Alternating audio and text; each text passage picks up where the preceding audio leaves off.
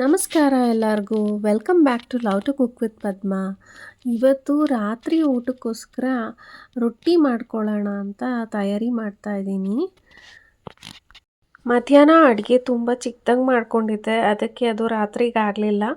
ಅದಕ್ಕೆ ಸಿಂಪಲ್ಲಾಗಿ ಒಂದು ಹೊತ್ತಿಗೆ ಇನ್ನೇನು ಮಾಡೋದು ಅಂದ್ಕೊಂಡಾಗ ರೊಟ್ಟಿ ಅಂತ ಮಾಡ್ಕೊಂಬಿಡೋಣ ಅಂತ ಅನ್ನಿಸ್ತು. ಹಾಗೆ ಸೊಪ್ಪಿತ್ತು, ಹಾಗಾಗಿ ಸೊಪ್ಪೆಲ್ಲ ಹಾಕ್ಕೊಂಡು ಒಳ್ಳೆ ರೊಟ್ಟಿ ಮಾಡ್ಕೊಳ್ಳೋಣ ಬಿಸಿ ಬಿಸಿಯಾಗಿ.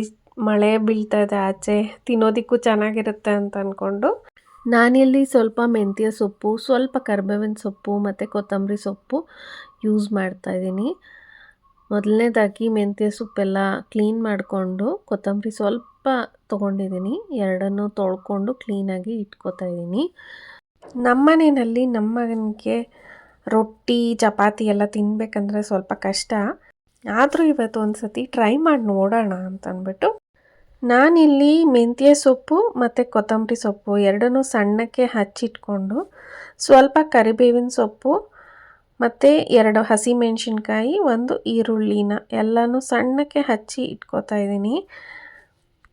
ನೀವು ಬೇಕಾದರೆ ಇದಕ್ಕೆ ಕ್ಯಾರೆಟ್ ಸ್ವಲ್ಪ ತುರಿದು ಬಿಟ್ಟು ಬೇಕಾದರೂ ಹಾಕ್ಕೋಬೋದು. ನಾನಿವತ್ತು ಕ್ಯಾರೆಟ್ ಹಾಕ್ತಾಯಿಲ್ಲ, ಹಾಗೆ ಮಾಡ್ತಾಯಿದ್ದೀನಿ. ಫ್ರಿಡ್ಜಲ್ಲಿ ಒಂದು ಅರ್ಧ ಕ್ಯಾಪ್ಸಿಕಮ್ ಇತ್ತು, ಅದನ್ನು ಹಚ್ಚಿ ಹಾಕ್ಕೊಂಬಿಡೋಣ ಚೆನ್ನಾಗಿರುತ್ತೆ ಅಂತಂದ್ಬಿಟ್ಟು ಅದನ್ನು ಹಾಕ್ಕೊಂಡೆ. ನಾನಿಲ್ಲಿ 3 ಕಪ್ ಅಕ್ಕಿ ಹಿಟ್ಟು ತೊಗೊಂಡಿದ್ದೀನಿ. ನಾರ್ಮಲ್ ಅಂಗಡಿನಲ್ಲಿ ಸಿಗುತ್ತೆ ನೋಡಿ, ಅದೇ ಅಕ್ಕಿ ಹಿಟ್ಟೇ ಯೂಸ್ ಮಾಡ್ತಾ ಇರೋದು. ಬೇರೆ ಇನ್ಯಾವ ಹಿಟ್ಟು ತೊಗೊಂಡಿಲ್ಲ. ಇದಕ್ಕೆ ಸ್ವಲ್ಪ ರುಚಿಗೆ ತಕ್ಕಷ್ಟು ಉಪ್ಪು ಹಾಕ್ಕೊಂಡು ಮತ್ತು ಉಗುರು ಬೆಚ್ಚಗಿರುವಂಥ ನೀರಲ್ಲಿ ಕಲಿಸ್ಕೊತಾ ಇದ್ದೀನಿ. ಮೆತ್ತಗೆ ಬರುತ್ತೆ ಉಗುರು ಬೆಚ್ಚಗೆ ನೀರಲ್ಲಿ ಕಲಿಸ್ಕೊಂಡ್ರೆ. ಹಾಗೆ ನಾನು ಗಟ್ಟಿಯಾಗಿ ಕಲಿಸ್ಕೋತಾ ಇಲ್ಲ, ಸ್ವಲ್ಪ ಮೆತ್ತಗೆ ಕಲಿಸ್ಕೋತಾ ಇದ್ದೀನಿ. ನೀರು ಸ್ವಲ್ಪ ಕಡಿಮೆ ಹಾಕಿ ಕಲಿಸೋದ್ರಿಂದ ಸ್ವಲ್ಪ ರೊಟ್ಟಿ ಗಟ್ಟಿಯಾಗಿ ಬರುತ್ತೆ. ನೀರು ಸ್ವಲ್ಪ ಜಾಸ್ತಿ ಹಾಕಿ ಕಲಸಿದ್ರೆ ರೊಟ್ಟಿ ಮೆತ್ತಗೆ ಬರುತ್ತೆ. ನಾನೀಗ ರೊಟ್ಟಿನ ಬಟರ್ ಪೇಪರ್ ಮೇಲೆ ತಟ್ತಾಯಿದ್ದೀನಿ. ಬಟರ್ ಪೇಪರ್ ಮೇಲೆ ಸ್ವಲ್ಪ ಎಣ್ಣೆ ಹಾಕ್ಕೊಂಡು ಅದನ್ನು ಹರಡ್ಕೋತಾ ಇದ್ದೀನಿ.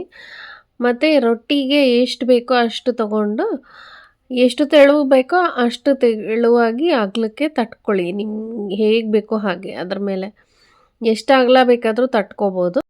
ಹೆಂಚು ಚೆನ್ನಾಗಿ ಕಾದ ಮೇಲೆ ಅದನ್ನು ಡೈರೆಕ್ಟಾಗಿ ಹಾಗೆ ಅದ್ರ ಮೇಲೆ ಹಾಕ್ಬಿಡೋದು ಅಷ್ಟೇ. ನೋಡಿ, ಈ ಥರ ಹಾಕ್ಬಿಟ್ಟು ಸ್ವಲ್ಪ ಅದನ್ನು ಹಾಗೆ ಕೈಯಲ್ಲಿ ಒತ್ಕೋಬೇಕು. ಆ ಬಿಸಿಗೆ ಅದು ರೊಟ್ಟಿ ಚೆನ್ನಾಗಿ ಮೆತ್ಕೊಳ್ಳುತ್ತೆ ನೋಡಿ ತವ ಮೇಲೆ. ಆಮೇಲೆ ಬಟರ್ ಪೇಪರ್ ಈಸಿಯಾಗಿ ತೊಗೊಂಬಿಡ್ಬೋದು. ಮತ್ತು ಅದೇ ಬಟರ್ ಪೇಪರ್ನೇ ನೀವು ಎಷ್ಟು ರೊಟ್ಟಿ ಹಾಕ್ಕೋತೀರೋ ಅಷ್ಟು ರೊಟ್ಟಿಗೂ ಒಂದೇ ಪೇಪರ್ನ ಯೂಸ್ ಮಾಡ್ಬೋದು. ನಮ್ಮ ಕೈ ಕೂಡ ಬಿಸಿ ತಾಗೋದಿಲ್ಲ, ಆರಾಮಾಗಿ ರೊಟ್ಟಿ ಎಷ್ಟು ಬೇಕಾದರೂ ಮಾಡ್ಕೋಬೋದು. ಈಗ ಬಟರ್ ಪೇಪರ್ ಇಲ್ಲ ಅಂದಾಗ 2 ಹೆಂಚು ಬೇಕಾಗ್ಬೋದು. ಮೊದಲನೇ ಹೆಂಚಲ್ಲಿ ತಟ್ಟಿ ಇಟ್ಕೊಂಡು ಅದನ್ನು ಸುಡ್ತಾ ಇರೋ ಸಮಯದಲ್ಲಿ ಮತ್ತು 2ನೇ ಹೆಂಚಿನ ಮೇಲೆ ತಟ್ಟಿ ರೆಡಿಯಾಗಿ ಇಟ್ಕೊಂಡಿದ್ರೆ ಮೊದಲನೇದು ಸುಟ್ಟಿದ ತಕ್ಷಣ 2ನೇದು ಇಟ್ಕೊಳ್ಳೋದು. 2ನೇದು ಸುಟ್ಟಿದ ಮೇಲೆ ಮೊದಲನೇದನ್ನು ಮತ್ತೆ ತಟ್ಟಿ ರೆಡಿಯಾಗಿ ಇಟ್ಕೊಂಡು ಮತ್ತೆ ಸುಟ್ಕೊಳ್ಳೋದು. ಹಾಗೆ ಒಂದಾದ್ರ ನಂತರ ಒಂದನ್ನು ಚೇಂಜ್ ಮಾಡ್ಕೊತಾ ಸುಟ್ಕೊಳ್ಳೋದು. ಇಲ್ಲಿ ನೋಡಿ ಎಷ್ಟು ಚೆನ್ನಾಗಿ ಬಂದಿದೆ ರೊಟ್ಟಿ. ಬರೀ ತರಕಾರಿ ಸೊಪ್ಪು ಅಷ್ಟೇ ಇದೆ, ಅಕ್ಕಿ ಹಿಟ್ಟು ಕಡಿಮೆ ಹಾಕಿದ್ದೀನಿ ನಾನು. ಹಾಗಾಗಿ ಕ್ಯಾಪ್ಸಿಕಮ್ ಹಾಕಿರೋದ್ರಿಂದ ಸ್ವಲ್ಪ ಸ್ವೀಟಾಗೂ ಇತ್ತು. ತುಂಬಾ ಇಷ್ಟಪಟ್ಟು ತಿಂದರು ಮಕ್ಕಳು. ನೀವು ಬೇಕಾದರೆ ಸಬ್ಬಸಿಗೆ ಸೊಪ್ಪು, ಮುಲ್ಲಂಗಿ ಇಲ್ಲ ಸೌತೆಕಾಯಿ, ಈ ಥರ ಯಾವ ತರಕಾರಿ ಬೇಕಂದ್ರೂ ತುರಿದ್ಬಿಟ್ಟು ಹಾಕ್ಕೋಬೋದು. ಎಷ್ಟೊಂದು ವೆರೈಟಿ ರೊಟ್ಟಿಗಳನ್ನ ಮಾಡ್ತಾರೆ. ಎಷ್ಟೋ ತರಹ ಸೊಪ್ಪುಗಳು, ಎಷ್ಟೋ ತರಹ ತರಕಾರಿಗಳು ಎಲ್ಲನೂ ತುರಿದು ಹಾಕಿ ಮಾಡಿದ್ರೂ ತುಂಬಾ ಚೆನ್ನಾಗಿರುತ್ತೆ. ನೋಡಿ, ಅದೇ ಬಟರ್ ಪೇಪರ್ ಮೇಲೆ ಮತ್ತೆ ಇನ್ನೊಂದು ರೊಟ್ಟಿ ಹಾಕಿ ತಟ್ತಾಯಿದ್ದೀನಿ. ನಾನೇನು ಎಣ್ಣೆ ಹಾಕಿರಲಿಲ್ಲ ಆ ಬಟರ್ ಪೇಪರ್ಗೆ. ಒಂದು ಸತಿ ಎಣ್ಣೆ ಹಾಕಿದ್ರೆ ಸಾಕಾಗುತ್ತೆ. ನೋಡಿ ಎಷ್ಟು ಸುಲಭವಾಗಿ ಬಂದ್ಬಿಡುತ್ತೆ.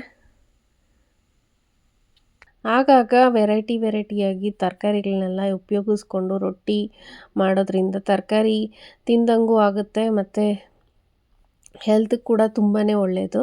ನಾನಿಲ್ಲಿ ಎಣ್ಣೆ ಜಾಸ್ತಿ ಉಪಯೋಗಿಸ್ತಾ ಇಲ್ಲ, ಸುಮ್ಮನೆ ಸ್ವಲ್ಪ ಮಾತ್ರ ಹಾಕ್ಕೋತಾ ಇದ್ದೀನಿ. ನೋಡಿ, ಜಾಸ್ತಿ ಎಣ್ಣೆ ಹಾಕ್ಕೊಂಡ್ರೂ ಅದೊಂಥರ ಎಣ್ಣೆ ಚೆನ್ನಾಗಿ ಅನಿಸೋದಿಲ್ಲ. ನೋಡಿ ಆಚೆ ಎಷ್ಟು ರೋಸ್ಟಾಗಿ ಬೆಂದಿದೆ ಮತ್ತು ಒಳಗಡೆ ಅಷ್ಟೇ ಸಾಫ್ಟಾಗಿರುತ್ತೆ. ಕ್ಯಾಪ್ಸಿಕಮ್ಮು ಅಲ್ಲಲ್ಲಿ ಸ್ವಲ್ಪ ರೋಸ್ಟ್ ಆಗಿರುತ್ತಲ್ಲ, ಅದು ಸಿಕ್ಕಿದಾಗ ತುಂಬಾ ರುಚಿಯಾಗಿ ಸ್ವೀಟಾಗಿರುತ್ತೆ.